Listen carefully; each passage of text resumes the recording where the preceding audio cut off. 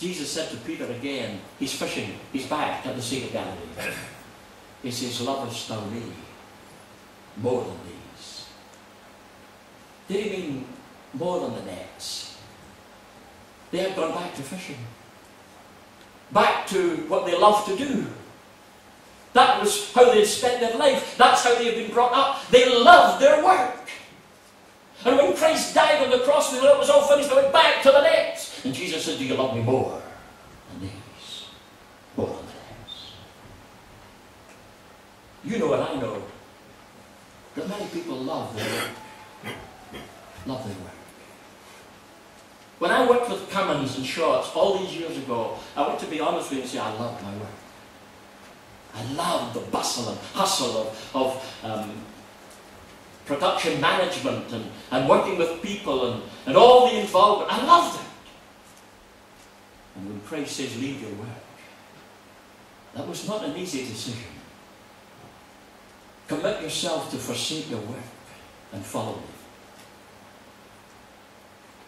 Discipleship calls for us to forsake everything in love for Him. He doesn't ask everyone to leave their work, but He asks everyone to be willing to leave their work if required. That's the issue. James and John, they didn't leave their nets, they didn't leave their work. The emphasis is different. They left their father and the family. James and John loved their father. They loved their family.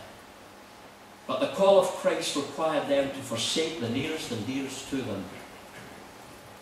When Hudson Taylor, the great missionary to China, left the shores of England for China, he tells the story of being on the ship and looking down at the quay to wave goodbye to his mother. And he could see her wave her handkerchief, and he knew there were tears running down her cheeks. He said, it was then that I realized the truth of John 3:16, for God so loved the world that He parted with His own Son. The cost of commitment when you leave family to serve is a high cost to pay. Many servants of God have been willing to forsake their family in obedience to the call of Christ. And again, we learn from Peter's book, which is so helpful. He tells of a personal experience in his life when his son Timothy was in hospital and they thought he would die. He said for 36 hours he was desperately ill. Peter said, could I say in prayer to God, thy will be done? He said, I fought, I wept, I complained bitterly to God. I had given my life in service to Him. Why now should I lose my child? He said it was a long battle before the faith and obedience of Abraham became my experience. When I was willing to say to God, you can have my son. Is Jesus worth it? Does He deserve my total commitment? My willingness to be committed to the things of God, that is the service of God, that means the Rainbow Club, the Sunday Kids, the Bible class, whatever service, the church, the prayer meeting, witnessing as a Christian at work.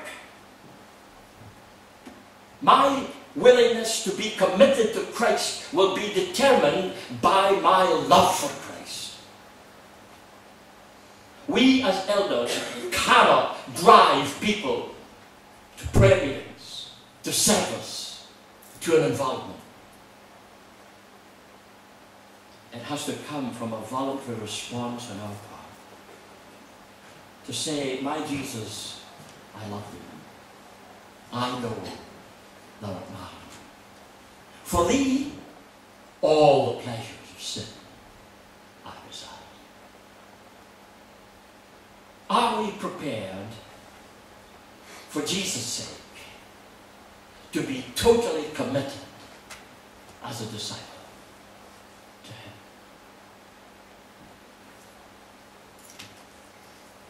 Of course, people from a human perspective would say, this business of Christianity is too serious.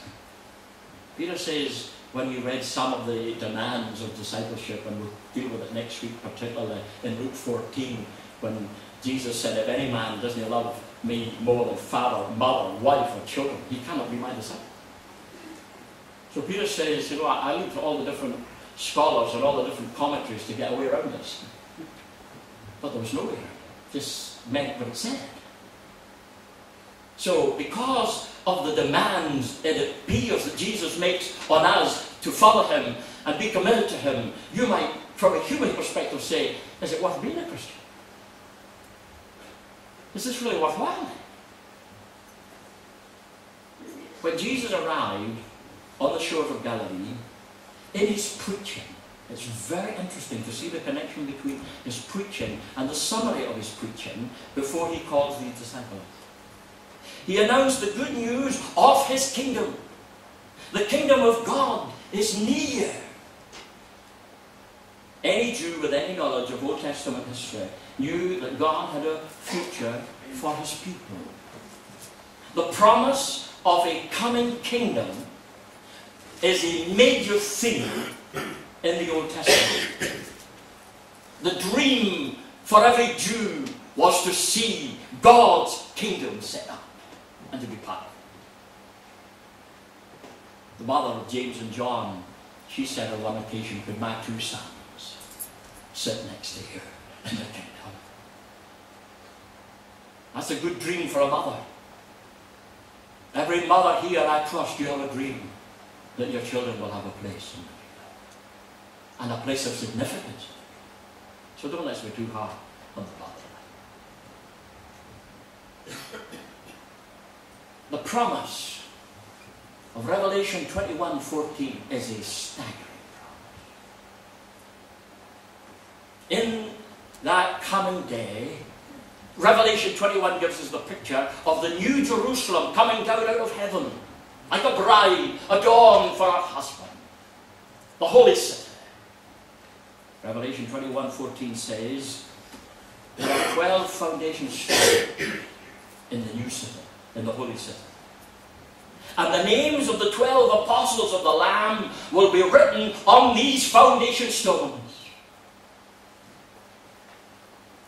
And these men that left their nets and their father and followed him will be honoured forever, compensated forever.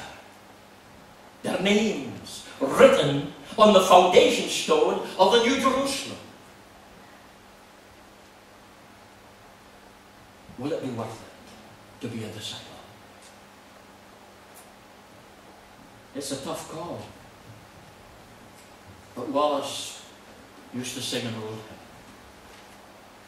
that tells me that if I follow Jesus as a disciple, it will be worth it all. When we see Jesus, when that moment arrives, and we come into his presence, and we see him in all his beauty, in all the majesty of his person, and we're part of a throng that is without number, and we'll be reunited with every loved one that's gone on ahead of us.